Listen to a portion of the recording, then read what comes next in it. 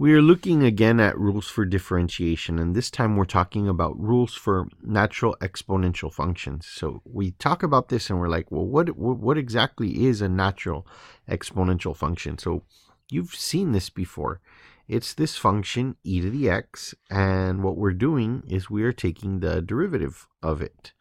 Okay, so we're taking the derivative of e to the x, and it's actually a unique derivative in that it's its own derivative.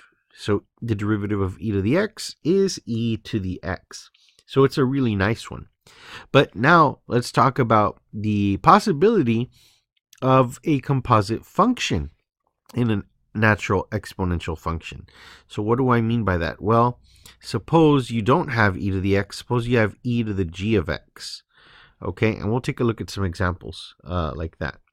So then, what is the derivative f prime of x of some function f of x? Okay, so let me go ahead and call this f of x. I forgot that.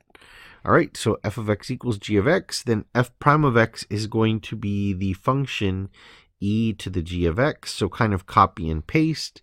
And then you multiply by the derivative of whatever the exponent was. So g prime of x. So it looks something like that. Okay, so we're going to take a look at an example. And the example that I have right here is e to the sine of x. All right, so this one's going to be real easy. We have f prime of x, and it's going to be, remember, copy and paste just by this part of the rule right here. So f prime of x equals e sine x times, now we consider the derivative of sine, which is, you guessed it, cosine. Okay, so the final answer here for the derivative of e to the sine of x would look something like this: cosine of x e to the sine of x. Okay, so this is what our answer would look like, and if you wanted to maybe clean it up, make it look nice, put some parentheses there, that would be entirely okay. Now let's go ahead and take a look at another example. So we're looking at another example, and in this case, we've got two things being multiplied. So I'm going to look at this, and I'm going to call this one u, and I'm going to look at this one, and I'm going to call this one v. So let me go ahead and write that out really quickly. And let me swap colors so that it looks the same, it stays consistent.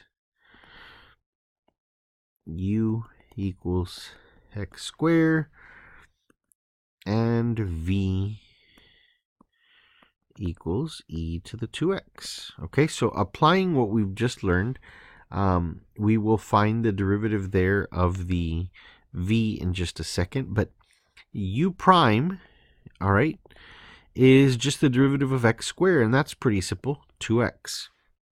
And then what we do is we'll find the derivative of v, and we're going to call that one v prime. And remember, it's basically copy-paste, so e to the 2x times the derivative of this little exponent part here. All right, and the derivative of 2x is just 2. So we're going to write a 2 in the front, and we're good to go. And then if you remember anything about the product rule, it's kind of just criss cross. Okay, just like that. All right, so let's go ahead and write out the product here.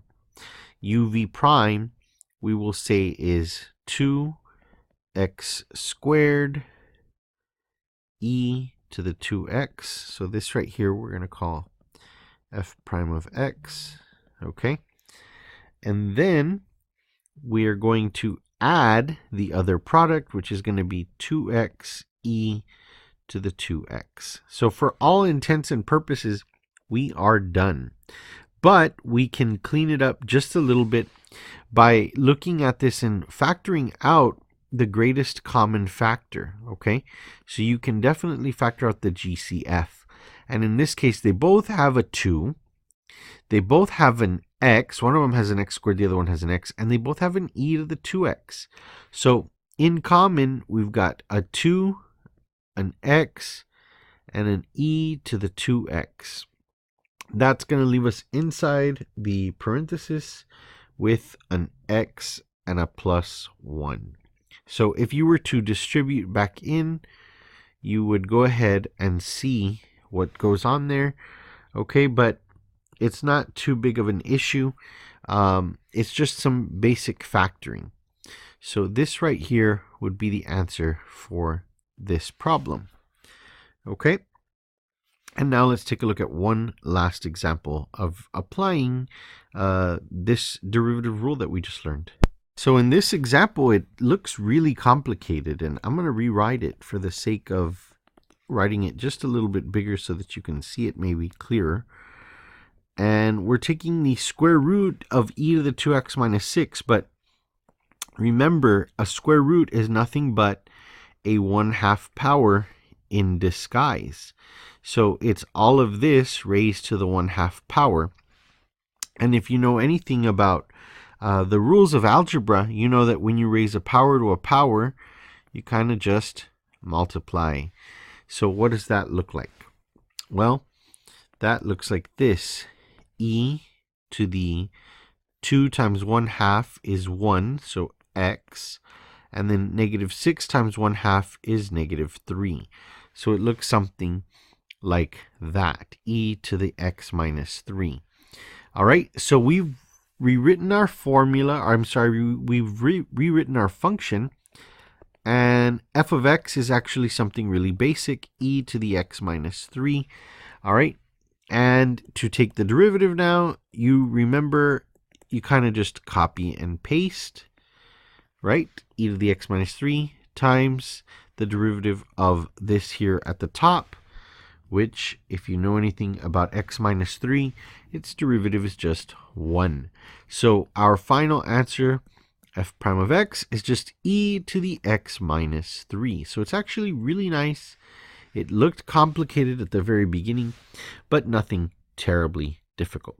So these are a few examples of applying the derivative rule for the natural exponential function. I wish you the best of luck. If you like this video, remember, like and subscribe.